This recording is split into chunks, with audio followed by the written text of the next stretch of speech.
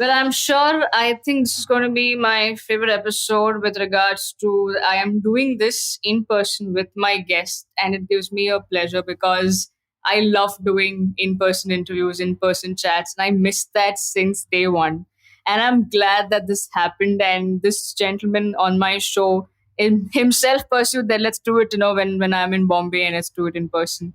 But you already know the guest who's on the show because you've already seen him flashed on the show, episode creative as well. But a joy and a pleasure to have Mr. Neel Shah on the Totally Indian Football Show with me, your host Siju. A bit about him. He's got, I mean, if I'm not wrong, maybe 2 to 3 decades of experience working in the football ecosystem and with per se the Indian football as well.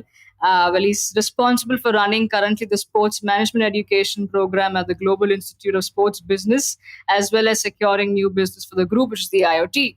And yes, I'm reading word to word what's written there, so I don't go wrong. And we're sitting in the campus, hosting the show from live from the campus, I must say. But you're listening to this on Wednesday. But nonetheless, Neil, welcome to the show. Thank you so much, Siju. It's great to be on the show and also great to have you here at the campus. Well, it's always a pleasure to come and meet the young students, which I would do post the show as well. Let's kickstart this, Neil. A bit about. I mean, there have been various shows. There have been interviews of yours where you've spoken about where you come from. You've grown up in US. But one thing when I was doing my research and reading up interviews, caught my eye, which I didn't know, which is that you've played, yes, but you've played and experienced have played in England, France, Denmark.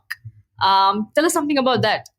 Absolutely. It was, and by no means could I say I'm a great footballer. I'm a good footballer. I played in a decent clubs in Southern California growing up. When I was 15 years old, I had this incredible opportunity, which really shifted my life. It was my club team was invited to play some matches in France, a couple of friendly matches in England, and then we were invited to a tournament in Denmark. And so I spent 3 weeks in Europe. It was actually my first time leaving the country, leaving the US and traveling abroad. And that for me was incredible. One, as a player, of course, getting to play football in different countries and, having that opportunity to see how good we were against some of the better youth players and teenage players in Europe. But more than that, what was incredible was getting to experience the passion for football in those parts of Europe that we were in. So we got to hang out in communities where we'd play friendlies, where the whole village in France would come out and watch us, or certain towns in England where we'd be welcomed with open arms. And then in Denmark, just playing with kids from all over the world and all the different continents, and getting to connect over the language of football, even though our spoken language wasn't always the same. So it really shifted my whole life in terms of how I looked at the power of the sport. Right, I think, and that's the place to be in, right? Like you were in the right time and doing that, a Europe trip that someone, even from India, a football fan would love to go visit that place because how the craze is for it and how you mentioned about the whole community coming in. Now, when you moved to India, the first time that you came back, what was it like? And with regards to the sport that you love so dearly? Yeah, every time when somebody says when you moved to India, my mind immediately goes back to those first few days, not even the first few weeks. The funny thing about my move to India is that I was at Major League Soccer for a number of years. I had taken 2 scouting trips to India to understand the country more in 2007 and 2008. And then I decided to resign from MLS, move to India and join an organization that would allow me to help grow Indian football, my mission. And so those few weeks before I left New York, lots of friends, lots of colleagues were really supportive, celebrating what I did at MLS, celebrating my new adventure. And everyone was saying, and especially with a couple of drinks in them, you're going to just be incredible out there. They're going to love you. You're going to help India qualify for a World Cup, blah, blah, blah, blah, blah. And so when I flew from New York City to Delhi for to actually live here for the first time, my ego was filled. It was like, I'm going to just be incredible. I'm going to come out. I'm going to create PowerPoint presentations. I'm going to be great in events. I'm going to create partnerships and blah, blah, blah, blah.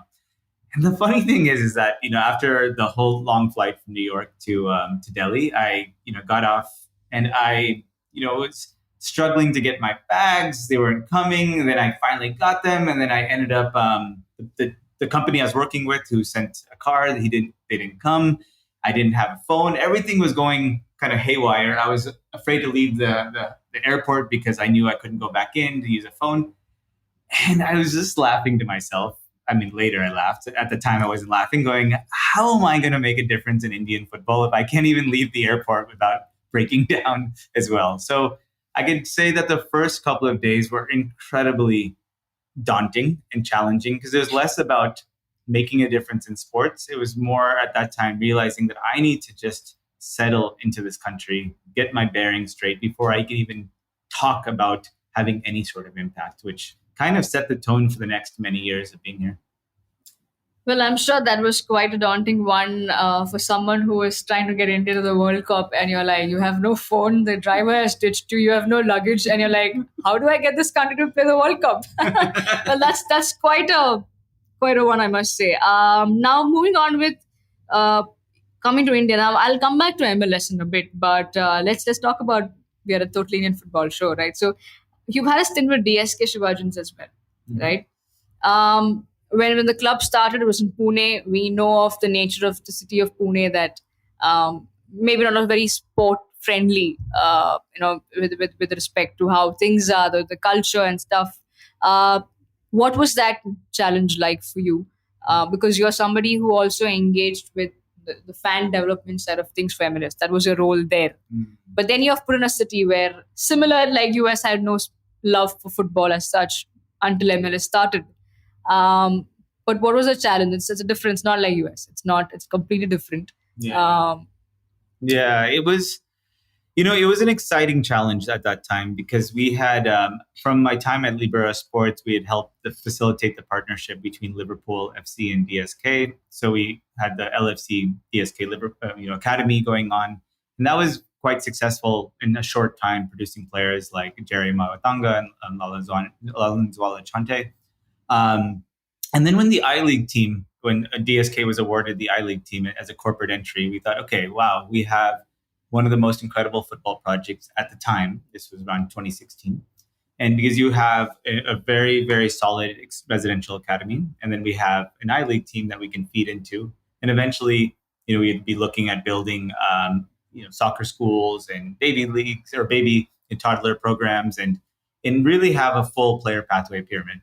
So when I joined in 2016 as the CEO, I felt that this is the project that's going to really help me create something that can be a model for other investors in Indian football to emulate. And it was going to take time. We had built a 5-year plan, and it was going to take time to really build an ecosystem within that DSK world that was going to show proven results later. So that in that side, it was going well in terms of I felt our coaching structure was strong. I felt that our player pathway systems are developing. We were building standard operating procedures within our own system, within our own structure. I was very happy with the professionalism that we were bringing into our entire organization.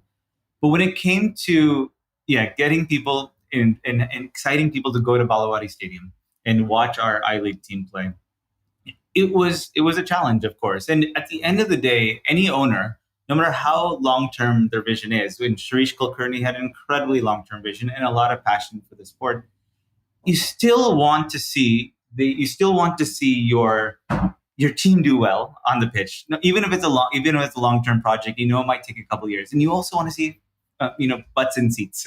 You want to make sure that whatever investment you're making publicly, people are also able to enjoy and also experience results on the pitch as well. And for those 2 seasons, it was a challenge because our team wasn't playing as well as we would have liked them to. In terms of the results were not coming our way. And 2 was that the seats were not as filled as we would want. So as you speak about Pune, it's not. We can never. I'm never one to put responsibility on anybody else. I understand the city of Pune. One, the stadium's a bit on the outskirts. I also understand that clubs have come and gone in that city. Bharat that would come and gone. Pune FC was there and did incredible work with them. They also shut shop as well. So there would be a little bit of some people who would be like, what, is this real? Is this club going to stay? Should I really attach my heart and loyalty and give my loyalty to this club? The second thing is, yes, the Friday night traffic or Saturday evening traffic to get to Bollywood is not so simple. And third, if the team is not, in the top of the charts or top of the table, sometimes it's a little harder to want to go unless you really have that loyalty. So we did try.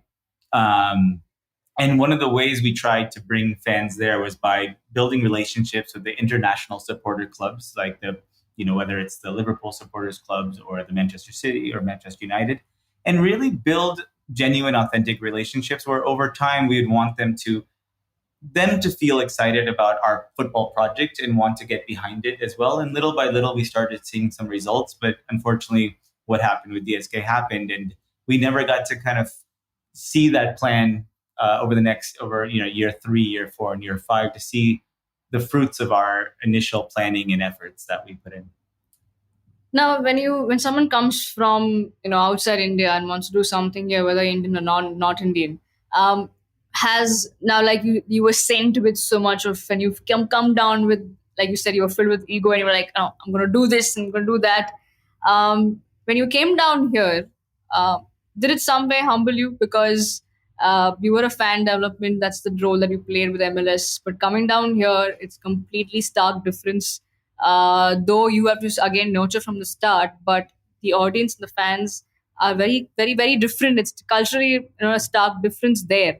So somewhere when people also look at you, I think when I look at you, you're like, oh, here's a man who's come down, fan development, and what has he done in Pune? He couldn't do nothing, and what has he come with? So what have you learned? What is that? You've been in so many years with Indian football.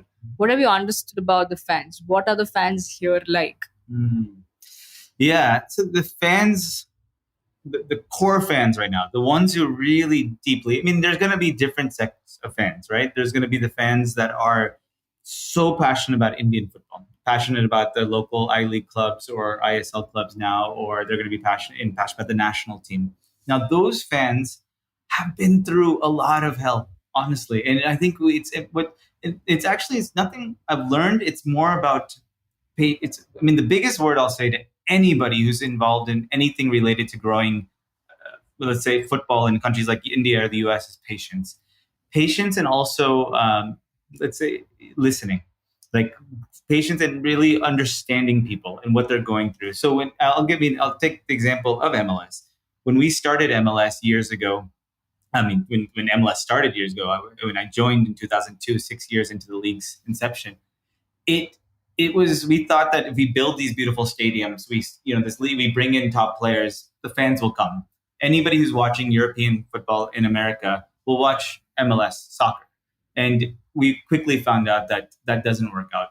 You have to go out and have some real outreach. You have to give them a reason to spend a Saturday evening or a Sunday afternoon in the stadium instead of all the other things that they could be doing with their weekends. And it took many, many years of building relationships, building bridges, showing that, listening and actually implementing what people are saying to start to actually see some genuine traction on the fan engagement side. Then you come to India. India is a place where I was just so amazed when I was in, of course, places like Calcutta or places like Aizawl or Shillong or Kerala, where yes, the fandom is great. There's long history of support for certain clubs. And then you go into certain pockets where you're meeting the biggest Manchester United or Chelsea or Liverpool supporters that I've seen in the world sometimes, even more when I was living in London. I would see them in India, the kind of tears that I saw when Sir Alex Ferguson was leaving and we were all watching it in a place in Delhi and what was happening. But the challenge is that if a fan feels that, one, they're not being listened to, two, that the decision makers are not keeping the fan as an important and integral stakeholder in the decision-making process, then at some point the fans are not going to show up in the way that you would like them to show up. And I think that what I've noticed here is that I can't expect, whether it's DSK Shivajans or if it's in any ISL clubs or even anything going on with IWL, we can't expect the fans, as me on the sports management side, we can't expect, just because we built it, We can't think that, oh, because it's exists, the fans have to come. We actually, one, need to build something that's in line with what the fans hope to see, something that they feel connected to. But two, we have to have the patience to build, well, one, build a relationship and have the patience to see it through. Years will go by until you start seeing those communities. And if it's not a two-way interaction, and there, you can't expect the kind of results that we want to see, what you see in Europe or places in South America, where like, why can't our fans show up and fill the stadium in the same way?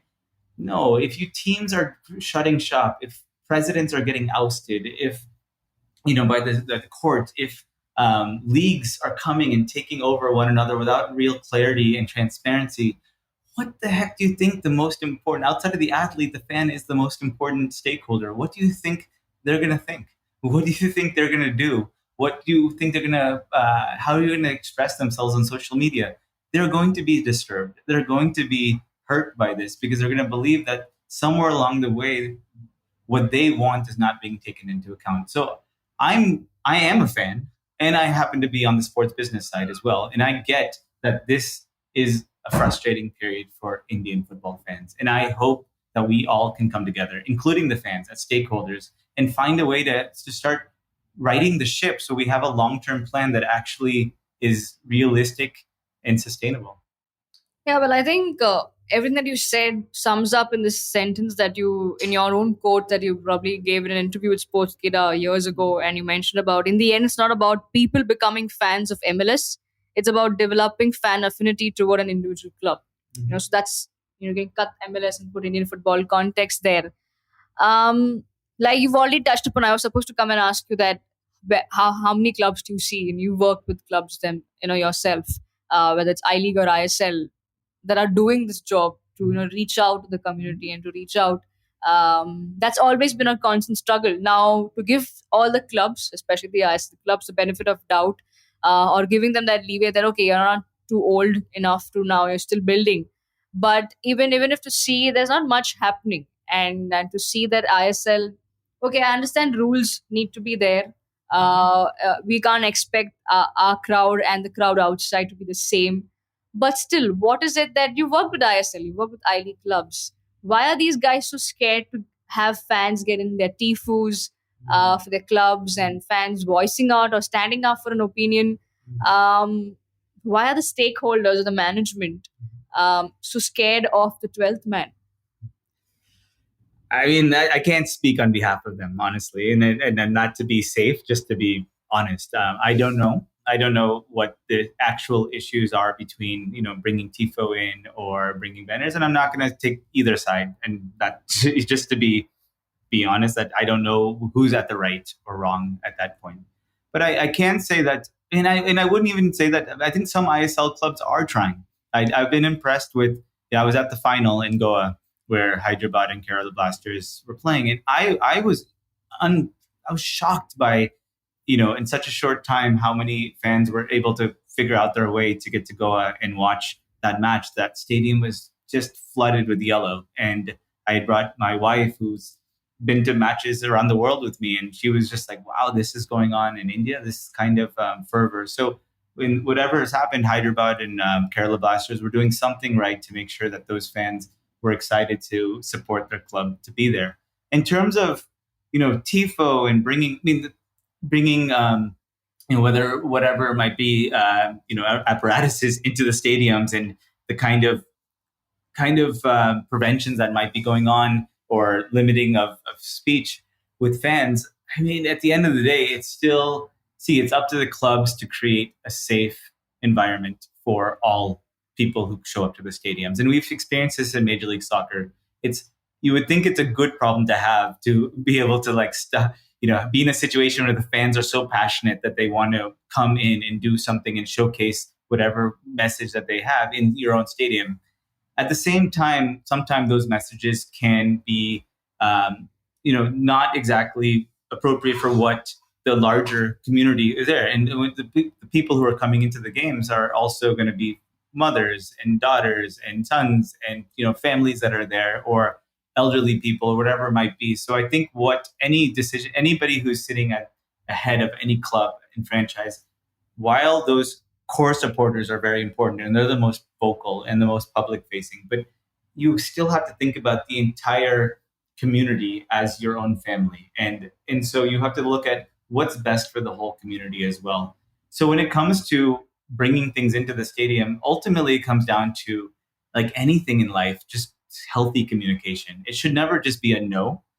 If it's a no, it's like no, but maybe we can look at this, or no, and hey, let's try this, or no, this is why we've decided. So if in any case any club is saying no and then stopping communication there, I could see why fans would be a little bit disturbed. But if it's like, hey, let's have a healthy dialogue about why or why not these things can happen, then I feel like any human being would feel respected in that engagement. Right. Now, let's come back. I'll come to the second half of the show where I want to talk about what you're currently into. But before that, your thoughts as someone, like I mentioned before also, you worked in the I League, worked with the ISL clubs, this whole tiff that's even still going on, right? And somewhere the reason why probably a certain section of fans would say what they say about ISL, yes, the players are getting paid on time. Yes, coaches have jobs. Everyone in the ecosystem are getting jobs and paid on time. That's the most, there's some kind of professionalism, not denying that. But there's also some fact where, yes, it was a 10-year window for them to do and then bring it up for open for no relegation and promotion. But even then, in the hindsight, you're looking at clubs, young clubs that have been there, that have been doing things. Look at clubs like Aizol, Shillong that's shut shop now from I League, but they've come back, to the state leagues. But someone like Aizol, how would a club like that even have 15 crore in their bank accounts to play in the top division, where you suddenly come and say it's a private league and hey, now we're a top division. You can do what you want, we'll do what we want. Because somewhere the cream of the players will come to ISL, right? And you will not have investors or brands or sponsors come into I League anyway because you're not giving them much TV time as well. And you can't negate this fact that it is a stepmotherly treatment, right? How do you see the situation going forward? Okay, you may say that, oh, we all will see that one day it will be a longer season. Yes, it will be too much. More clubs will come in, promotion will start, and then sooner relegation will begin. But even to bring in the whole point that from a city only one club can play, that's absolutely nonsense. Because you and I right now in Bombay, we know how huge Bombay is, and I mean, minimum five clubs should be playing in from Bombay in the top division for us to have a banter and come out there and play, right? So, how do you see? I know it's a huge ass question, and it won't suffice in a one or two statement, but somewhere, yes, I'm putting you in a spot because you've dabbled and played with both. Uh,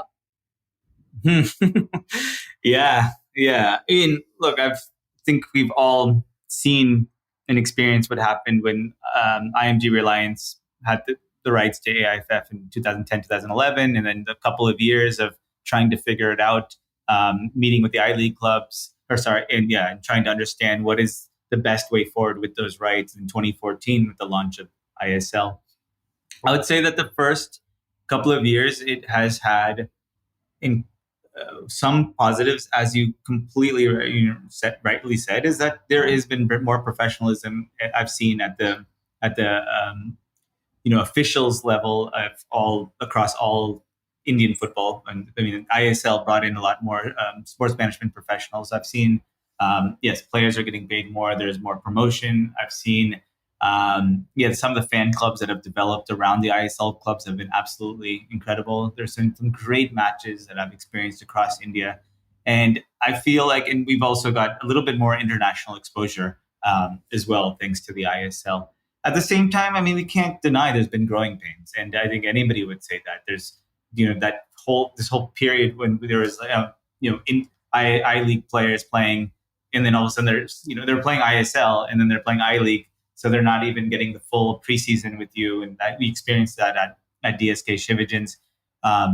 Of course, the whole challenge around the I League, all of a sudden, not able to maybe secure the same sponsors they were able to get before, or not, because they're all of a sudden getting, even though they're top division or considered the top division for a long time, during the ISL's inception, it was still difficult to feel like that relevance was there anymore because they're no longer seeming like it was a top division. And I get where you're saying right now is that there's challenges because you have clubs that have been around, some for a long time, some for less or a long time, but are really making an impact in the Indian football scene. And they're not, it's hard to see where their future, where's the light at the end of their tunnel. Are they going to keep investing year after year and being in their own little bubble? Or are they going to be part of the big show that's has been developing over the last few years?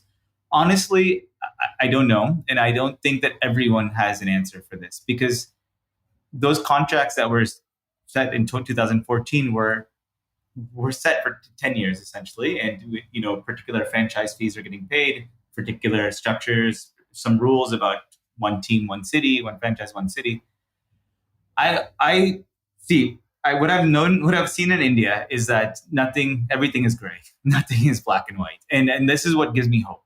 Because if everything was black and white and everything was stuck in a particular way, I don't know how the professional Indian football landscape is going to start to actually reach its full potential. I honestly don't, because there's too much faction still, and there's not enough cohesion and collaboration.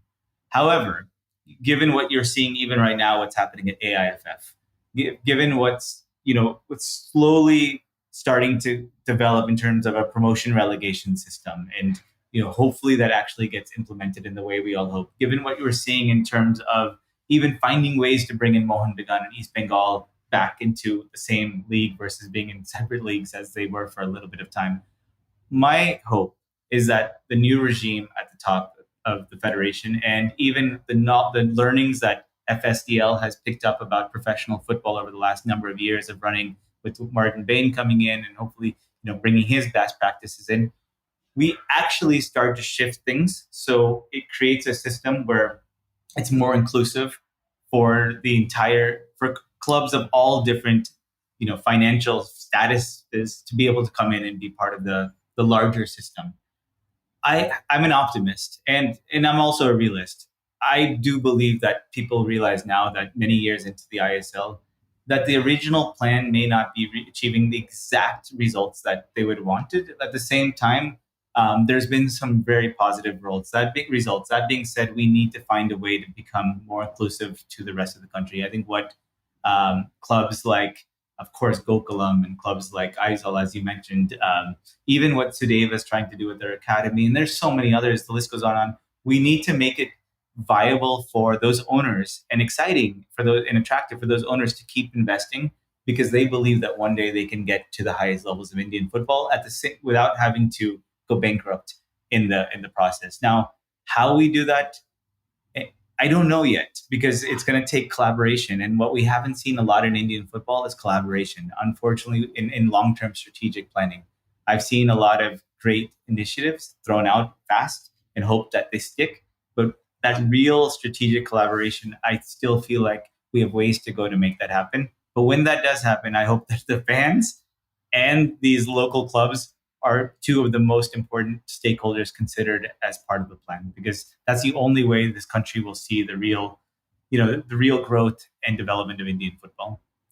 Yeah, and also because the students who get out or graduate from sports management institutions need to also have a job. So if you're seeing a sudden death in clubs, with the respect of people, they want their interest lies in working for football clubs, and if you see them dying off, where are the jobs? Where would they work or put in their expertise? And that brings me to my second segment, the last segment that I have, the second part of the show.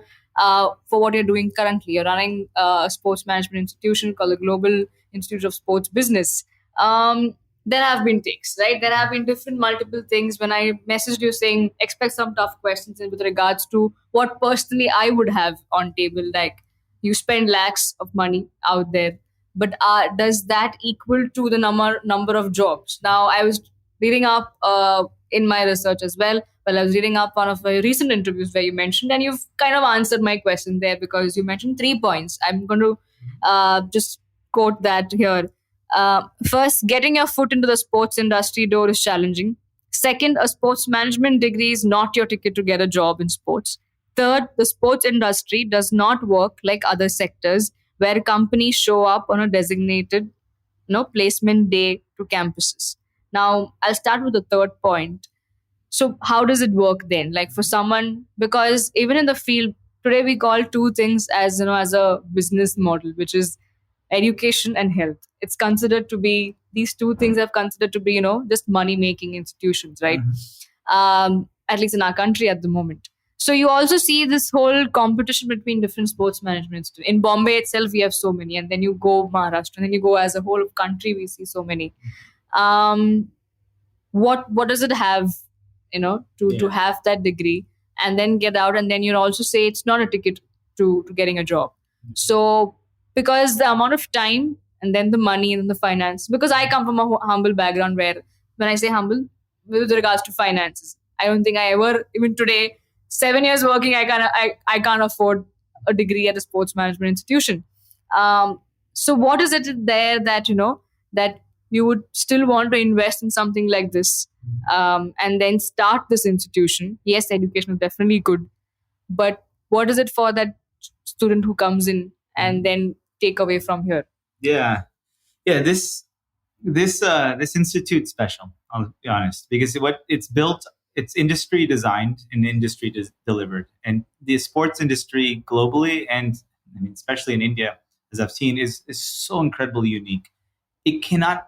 It's very difficult to just go to a regular academic institute, create a sports management PG course, buy a lot of sports management academic books, get a bunch of faculty, and then just have them deliver something. Have those students go through it for 1 to 2 years and expect them to all of a sudden be attractive to the industry. It doesn't work like that, and I've seen a lot of institutes try. What we've done here at GISB is something completely different. We flipped the whole model. We've said that, look, we all work in the industry. We've worked in the global sports industry. We worked in the Indian sports industry.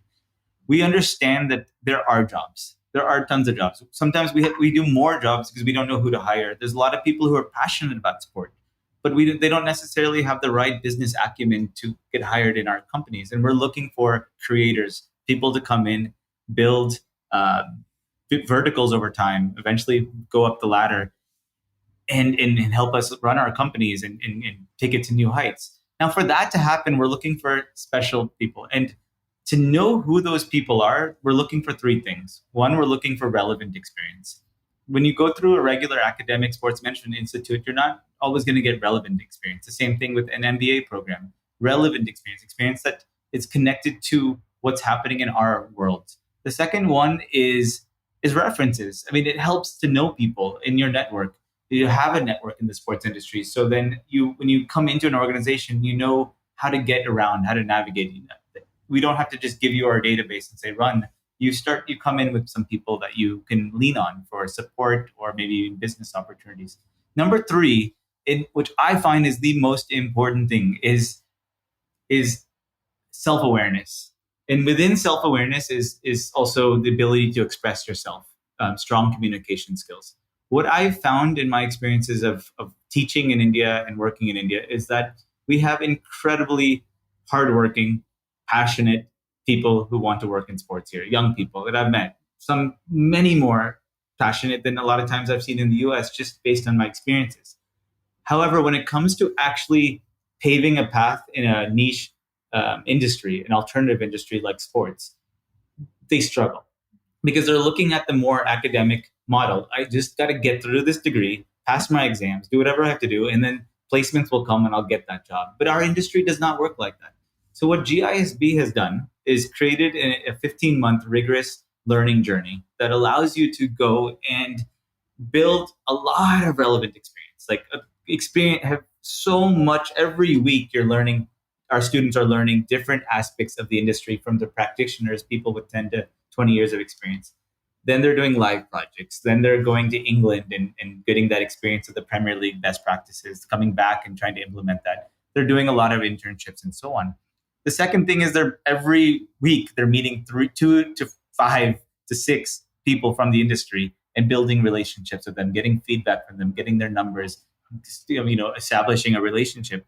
And number three is that they're spending months on themselves, self-discovery, self-leadership, neuro-linguistic programming, acting classes. So by the intense communication skills. So by the end of the program, they can stand up in front of thousands of people, or even one important person that they're used to shy away from, and look them in the eye and just communicate and express something that actually is in line with what their heart says.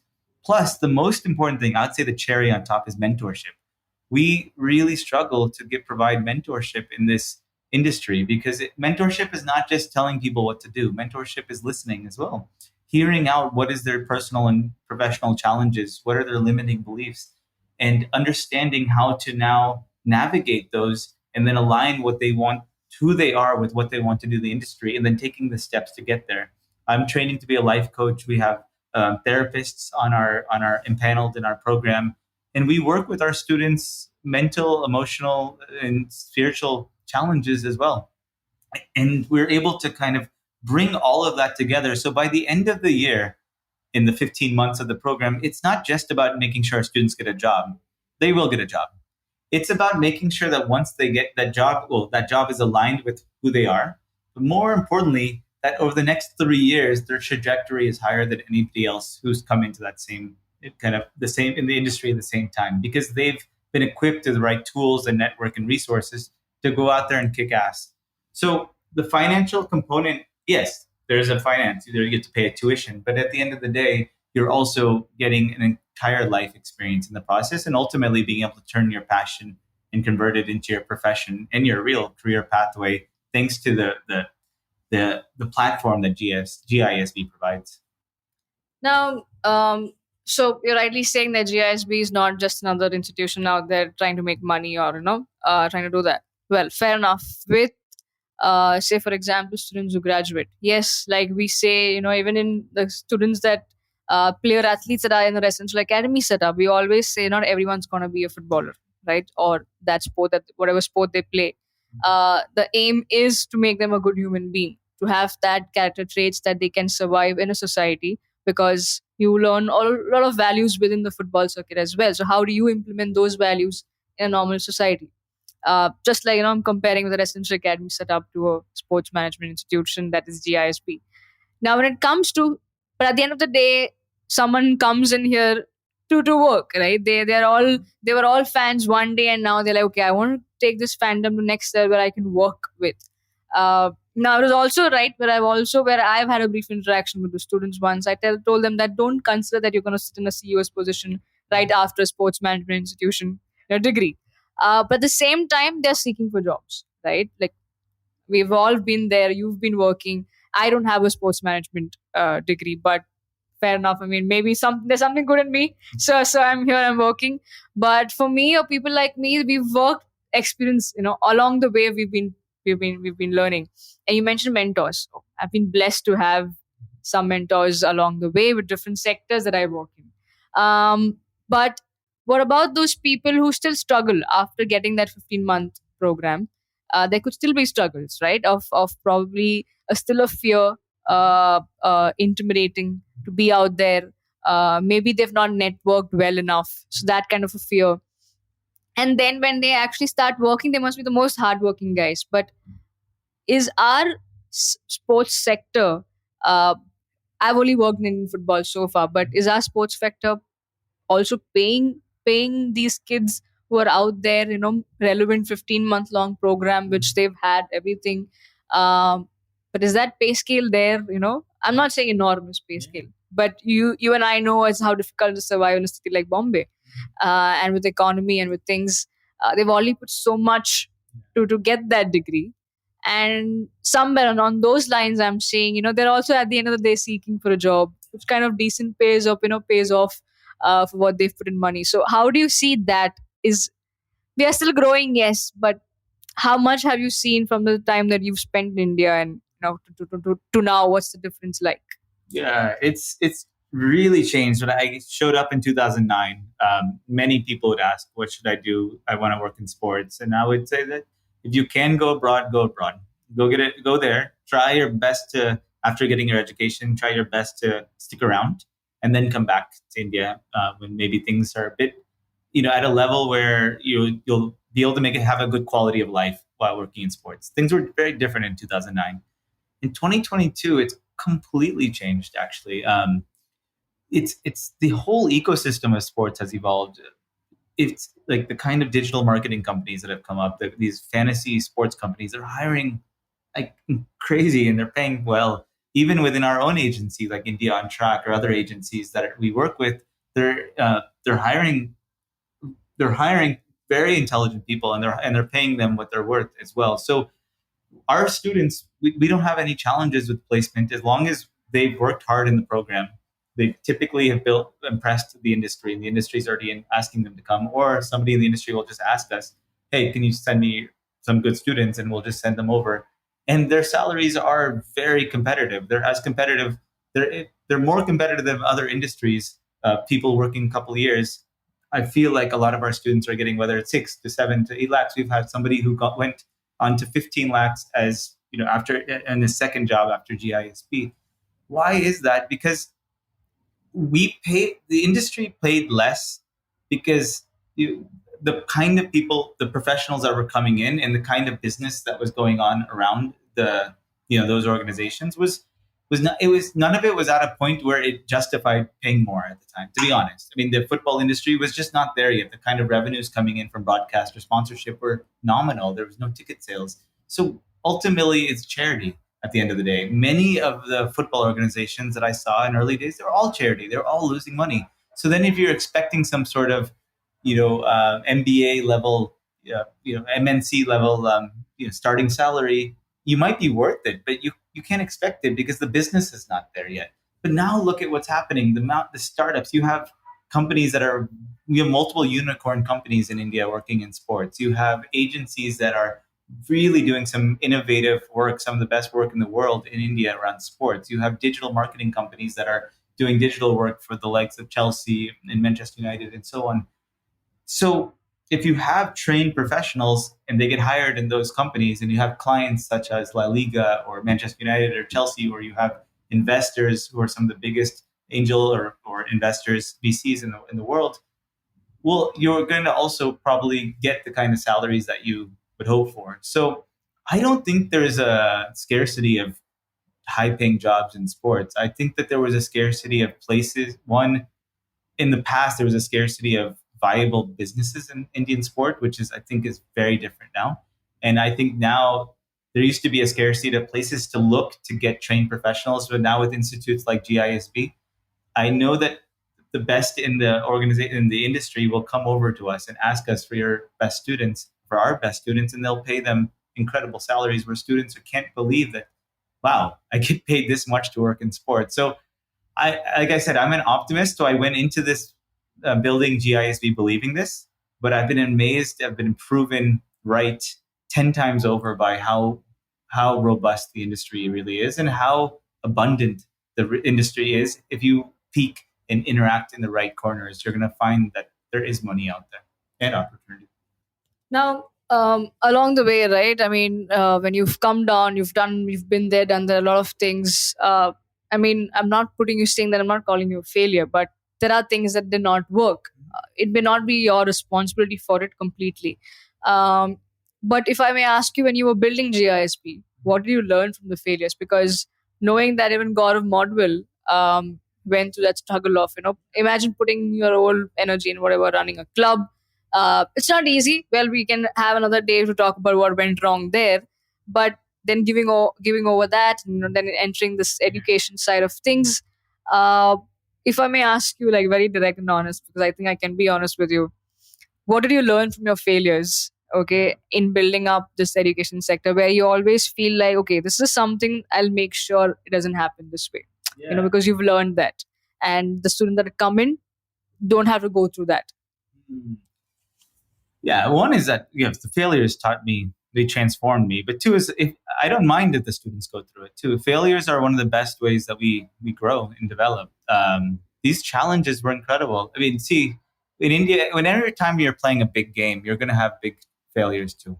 So when we came here and when I set up, um, well, not when I set up, but when I was heading up the DSK project, we went all in. We went all in, and we saw some incredible opportunities to make an impact on Indian football through the project that we are all part of. And what ended up happening was out of our control, unfortunately. I mean, it was something that was going on in a different part of DSK's business, and it not just impacted our club, but it impacted multiple other parts of their other companies that they had, including the family that was behind it. So all we can do is, instead of being too low and depressed and saying, what did we, how come this happened, why me, all we can do is say, okay, we tried our best, we put everything and we learned. So one of the things I learned is that, one is, not everything's in my control, but that doesn't mean I stop playing. It doesn't mean I stop trying. Two is, I learned a lot about, when things are going bad, how do you stay in a good human being? See, everything was tough at that time. We weren't getting our salaries. There was a lot of media reports about what was going on. There was a lot of disgruntled individuals. We had a lot of foreign players and coaches. Of course, it's not, as a CEO at a time where, I'm living in a new country, in a city that I've never lived in before. I'm at the helm of something, that's a ship that's sinking, and I have zero understanding of what's actually happening behind the scenes. It was incredibly hard. I had a lot of sleepless nights. I had a lot of times with my wife where I just like, I don't know what we're doing. And I'm sorry, I kind of brought us into this. But ultimately, I have to wake up early, meditate, do my prayers, and come over to the campus and put on a brave face and try to be the best human being I can be to the people who are also dealing with things just as much as I am, if not more. So I learned that, even at the most difficult times, don't put blame on anybody. Be a good human being. Do what you have to do to be a good human being. Two is the word I always use, because I learned it in America with MLS and I learned it in India. Whatever we do, just make sure it's sustainable. Make sure it's sustainable. If it's I League, if it's ISL, if it's a club, if it's an academy, if it's a grassroots program, if it's a podcast, do your business planning. Figure out. Don't try to be the best overnight. Just play. It's patient. Take little baby steps and build it out over time. We tried to do that. Unfortunately, what happened at DSK was out of our hands. So we were trying to do things well, slowly, over a longer period of time. Now, coming to GISB, I can't stop failures from happening. I can't stop things from crumbling, because sometimes these are bigger than what one individual can do. But what I can do is say that, how can I create a learning environment that makes sure that our students learn the necessary knowledge about sports, that they learn about themselves, that they're learning values, and how to be good human beings. So I feel like at GISB over the last 4 years, we've created a loving, family oriented, rigorous environment that's all about looking at how we can contribute and transform the Indian sports industry. And our students show up in that every day. Now, if something were to happen and all of a sudden everything fell apart, would I be sad? 100%. But would I know that the last 4 years, 365 days a year, my team and I have put in every bit of effort we could to help our students become better people, and we've succeeded in almost every single instance. Yeah, I'd be fine. And would I want to go build something else to make a difference? Yeah, 100%. So I wouldn't say, I think everyone has failed. Even things that have succeeded have failed at times. And I think anybody who's probably succeeded in this industry or in this lifetime has probably gone through some really big challenges. But the point is, never stop being a good human being and never stop playing big, because that's the real failure. The real failure is the person who, in spite of all these challenges, the failures, all these challenges make them become assholes and make them become small. I will never let that happen to me or anybody that I really like. Anybody that I respect or mentor will always try to be big, good human beings. Finally, I think we can go on and on. Both of us can go on and on, but I have to keep mind of the time as well. I think, but I'm sure this needed that, because this is the first of the many shows that we will do. But my final question to you is, what would you tell if the show is heard by the young ones out there, the fans out there who potentially want to? There's always, as a fan, you would want to work, but do I have the skill set, or do I have it in me to work at that field? Maybe not. But if someone is seeking out there for doing, are in two minds, wanting to do a sports management course, but again, like I said, the finances, not everyone would be able to. And as a whole, what would you tell that student, that young person, who's probably listening to the show? Sure. So, a couple of things. I imagine if you're listening to the show and if you're thinking about working in sports or contemplating it, you probably are passionate. You probably care about some aspect of Indian football or of international football, of something sports related. Now, my first recommendation right off the bat is, start creating content. I tell this to everyone. We no longer do we as employers want to hear about how passionate you are. That's great. Passion is exciting, but channelize that passion into something. So create anything that showcases and expresses what your passion about any aspect. So for me, I'm very passionate about the culture around football. So when I was younger, I would write a lot about like all the different fans I would meet around the world during my travels. At this point, there's so much technology and platforms that you can use. You can do a podcast, you can write blogs, you can make a video blog or whatever it might be, or Insta page and push it out. But just show that your passion translates into something tangible. Two is volunteer. Volunteer. The best way to learn if you really want to be in this industry or not, or what aspects of the industry you like or don't like, is by just going out there and doing something. Volunteer for a 5K in your neighborhood, volunteer for a cricket tournament or a football league or some badminton thing going on. It doesn't matter, or a chess tournament. Just put yourself out there. Don't, as Siju said earlier, it's not about just becoming the CEO tomorrow. You got to start somewhere. And the only way you're going to start is by just doing, by getting out there. And when you're talking to people in interviews, people will be interested to know that you're volunteered and created content. The third thing is, if you are quite serious about this industry, then look at higher education. See, this industry is at the end of the day getting more professional.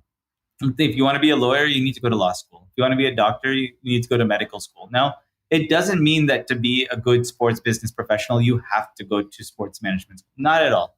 However, what a sports management program provides you is a 12 to 24 month safe environment where you can learn about the industry, all aspects of the industry. You can also learn about yourself and what part of the industry excites you. And you can start to calibrate yourself to move in the direction of the industry that most is suitable for you, that you would like the most. And I think that's important. So rather than trying to say, okay, I love sports, so let me just get any job in sport. Not any job in sports is going to make you happy. I mean, there's a lot of jobs in sports that I would not love. But I've always loved my jobs because I always made sure that the jobs I took in sports were aligned with who I am and what I wanted to do in the world. But I figured that out by experimenting a lot. And I figured that a lot out in my sports management program 20 years ago. So think seriously about a sports management program, because if you're serious about making a career in sports business, because I think you'll find a lot more information than you would just kind of Googling, what is sports management? So that's my 3 tips. I hope some of it lands for you. Well, that was Neel Shah. Neel Shah, thank you so much for doing this. And I believe that, this was fun. This was good. Yes, it's long, but I'm sure there are some takeaways. And I didn't want to keep this off the show. We are friends, but I didn't want to keep it like a friendly chat. I wanted to put you on the spot, like I mentioned you in the start. What the conversation will be about, it's about everything that you've done. But take it with a pinch of salt. I'm not going to come easy. But I hope I've done that bit in a good way, in rubbing off in the right way. And well, I hope that through this, if there are people who actually want to answer the question that I asked you, probably should reach out to me, and I would love to host them as well. But thank you so much for taking all those points, and for being honest, and for hosting me, hosting the Totally Indian Football Show in your campus, and maybe see many more students coming out from here with the right attitude and to work in the industry. Wonderful. I enjoyed the conversation. I'm glad it wasn't just nice and easy. And I love what you're doing, Siju, with the show and everything you are about helping grow and promote Indian football. Keep up the great work, and best of luck with building up the podcast. Thank you. Thank you to all our listeners, to all the lovely people who've been showering love. And if you're not in that list of lovely people, get on to that. Follow and subscribe to the Totally Indian Football Show. We are available on all the leading audio platforms. So please do that. We need more people to listen to the show. We'll get some more stories like Neel, and people who you like, people you don't like. I'll have all of them on the show. So please do tune in. And I'm your host, Siju. Thank you so much.